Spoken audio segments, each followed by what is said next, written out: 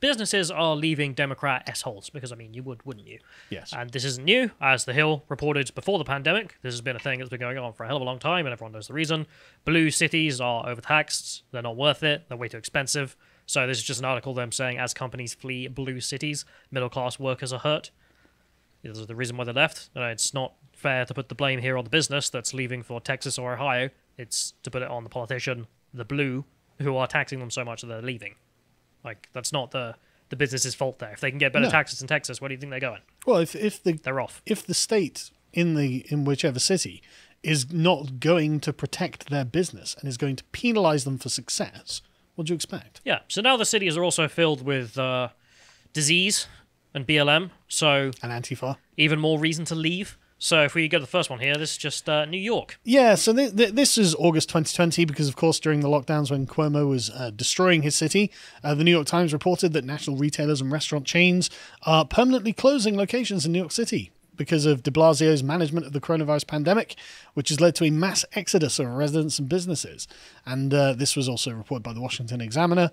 In the latest state-by-state economic review, the American Legislative Exchange Council, New York ranked 50th out of 50 for economic outlook. In 2019, it was 49th. So anyway, in 2013, it was 49th. So it's just gone down, but so not good. But then getting to this year in Minneapolis. Yeah, Minneapolis, even worse. So, I mean, this is just the Target thing. Target now just departure of Minneapolis. Yeah, I wonder why. Well, what was the actual reason they gave? So the reason citing less space needed, as if that's the point, not the Yes. endless looting, burning. Yes, it was the iconic image of the giant building on fire in Minneapolis. I think that was a target. Ironic name. Well, yeah, it is. Yeah. Anyway, but they're not the only ones. So we go to the next link here. This is just some local reporting that a manufacturing company that has been here in Minneapolis since 1987 has decided to leave the city.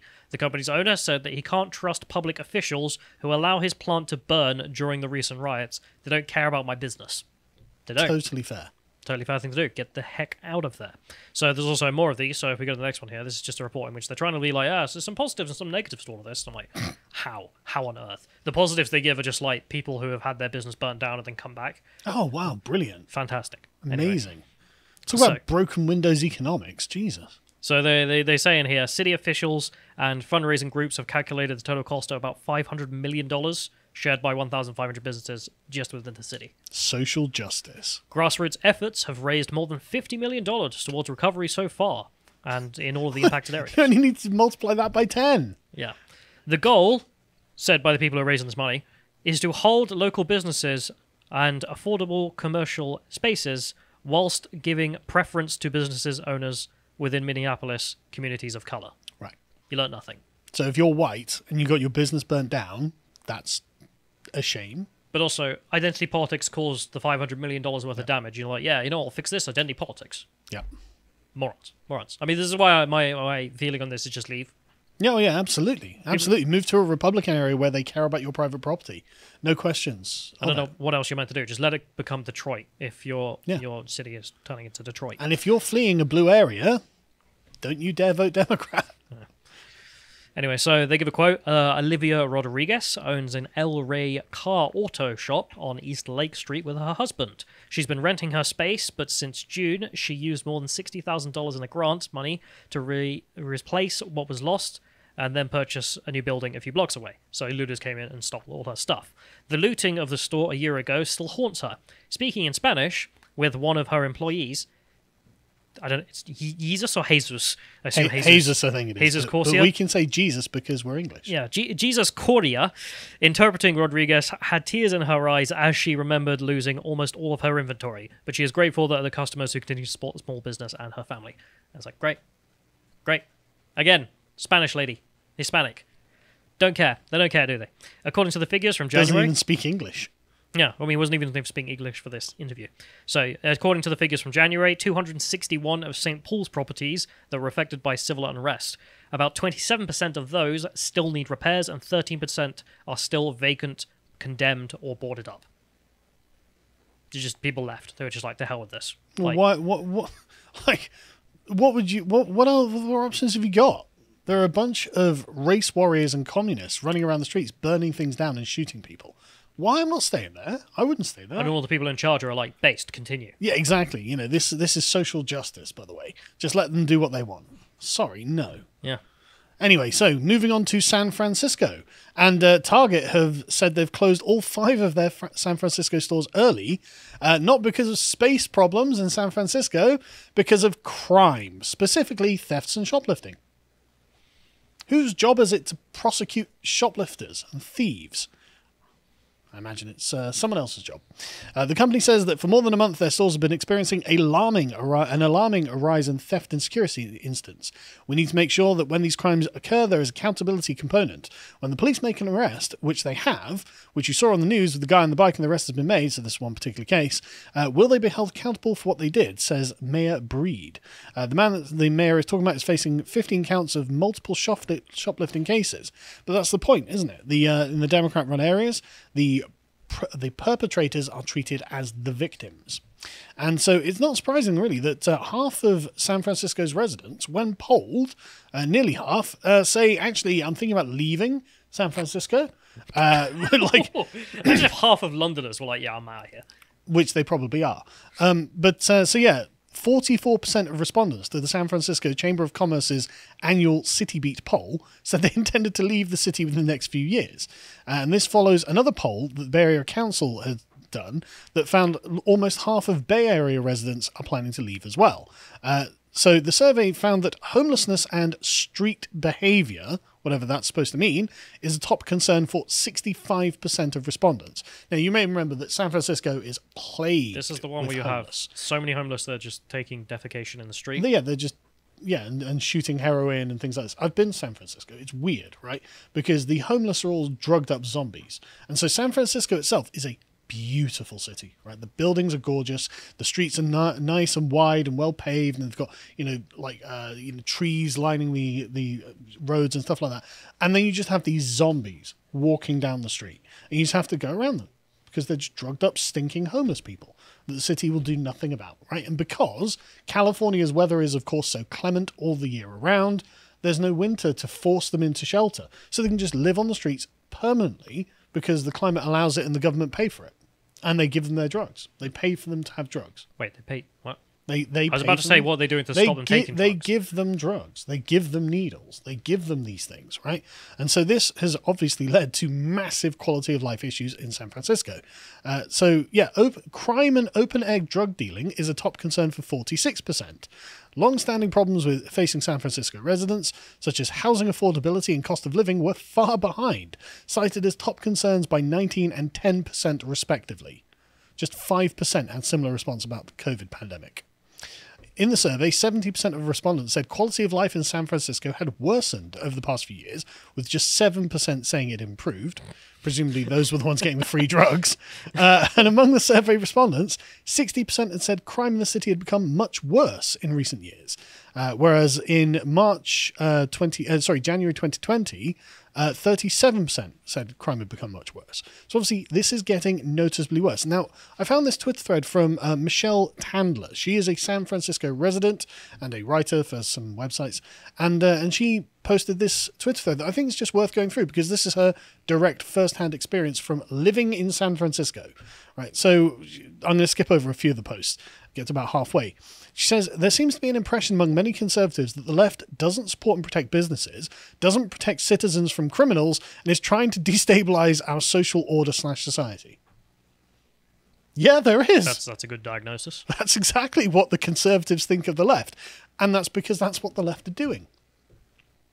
On this last part about society, the right tends to critique branding white people as oppressors, e.g. critical race theory, recasting American history as rooted in evil, renaming schools, and of course undermining meritocracies such as getting rid of advanced maths. That's exactly what the left is doing. San Francisco caught a lot of national attention as we are a petri dish for many progressive ideas, and how well they're working out for everyone. Harm reduction in housing, first approach to addiction and homelessness, so to maintain the homelessness and drug addiction, basically. We'll give. I mean, you can't make homeless people stay in houses, but you can give them free drugs so they don't hurt each other trying to get drugs. High taxes and decarceration, ending bail, lax prosecution.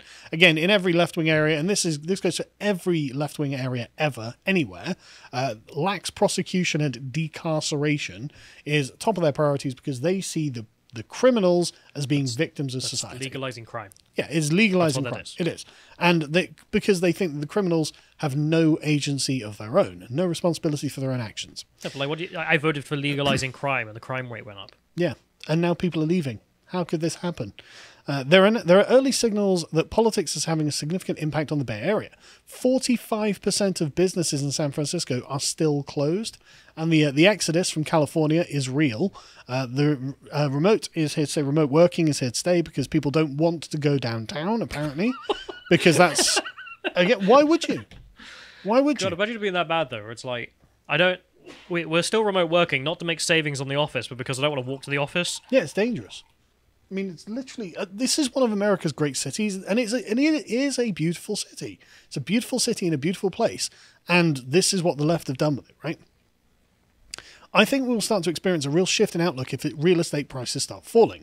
This could occur due to recession, remote guts city of the younger workers, and crime driving out elderly families and women. And then she gets to her personal experiences, and I think this is really important because she is a moderate Democrat because, of course, no Republicans live in somewhere like San Francisco. She says, anecdotally, every single one of my friends right now is considering leaving San Francisco, and myself included. The biggest driver is no longer cost of living, it's crime.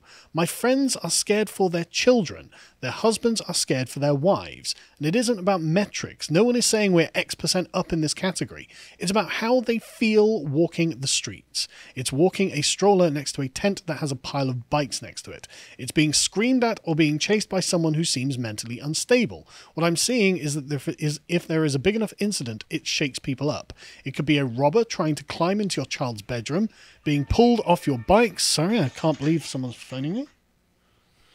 Being pulled off your bike. I'm just going to mute that. So having someone chase you with a pipe, these incidents shake people up and their friends too. There is a social contract inherent in living in a city. We are all crammed together in a small space with the expectation and understanding that we protect one another. There is an expectation that our government protect one another from each other. There's an expectation from our government will keep things functioning smoothly so we can coexist, and San Francisco's government has abdicated on that responsibility. It is focused on equality and justice at the expense of fulfilling its basic duties. Fee caps, school renaming, criminal justice experiments, public banks, red tape, corruption, the list goes on. My whole life, I've considered myself a proud liberal, progressive San Francisco Democrat. Today, I am ashamed of my city. I see smug ignorance of the laws of unintended consequences, moral grandstanding over winning over data, logic, and facts, radical candidates winning elections unopposed, social justice warriors getting into government and wreaking havoc on neighborhoods, businesses, and children. Why have we all been asleep at the wheel? Where is our sense of civic duty and civic pride? Is this who we want to be? She goes on, but that's, I think, the most damning case you can make for any of this. One leftist wakes up. Yeah. Maybe they put on the glasses and look around them and realize what a mess what it is. have we done? Yeah. And they're going to move to Texas or Florida and vote Democrat. Yeah. Speaking of which, just wanted to mention it wasn't just big businesses, but also big names that are leaving. So, I mean, remember Elon Musk leaving? He's like, screw this place, I'm out. Fair enough. They mention him here that it's not just them. There's also loads of big tech that are also leaving. So Hewlett Packard Enterprise is also leaving with their headquarters going to Austin. And then Silicon Valley giant Oracle has also got its plans to leave for Austin. And then you've got people like Ben Shapiro. I mean, as you mentioned, with being chased. Didn't he move to Tennessee or something? I can't remember off the top of my head. I think it might be Tennessee or something. Or Kentucky, or one of these places. But he and his entire company left. And when he gave his speech, I don't know if you listened to it, in which he was just like, no, just like my employees can't come to work without being attacked by a homeless person or having their stuff smashed up. So we're out. Bye. Yeah. And like, what was it? I think he said like all but like 2 people from his company were like, yeah, sure. Like he expected half of them to be like, no, I'm not going to move. I still live here and whatnot. But no, they were like, no, I want to leave too. This is crap. Good. Well, they join half of Californians who want to leave California. This was in 2019. So before the pandemic, before any of this sort of stuff happened, no, they still want to go. And of course, California's population has declined for the first time ever last year. Fell by 182,000 people. Normally, California, I mean, since it became a state in 1850, its population just skyrocketed because, again, glorious real estate, good position, lovely place to be. Yeah, exactly. Great weather. And of course, there's a gold rush. There's always been opportunity in California, and now people are fleeing it because of Democrat policies. You did this. No one else. You were given all of the resources, all of the natural advantages that one could ask for, and you have destroyed it. If you're leaving California, do not vote Democrat wherever you go. You absolute scumbag. Sorry, I shouldn't just call you all scumbags, but honestly, I am actually really annoyed by it. I'm really annoyed that this is like... if this was my political politics... If someone left the USSR and came to the UK and voted communist, yeah, I mean, you just look at them and be like, what are you doing? Yeah, exactly. If this were the policies I was advocating for, I'd look at the result and be like, right, okay, these actually weren't a good idea. I'm obviously not very good at politics, and I don't know what I'm talking about because I vote Democrat. That's what I would be thinking. I just find it disgusting.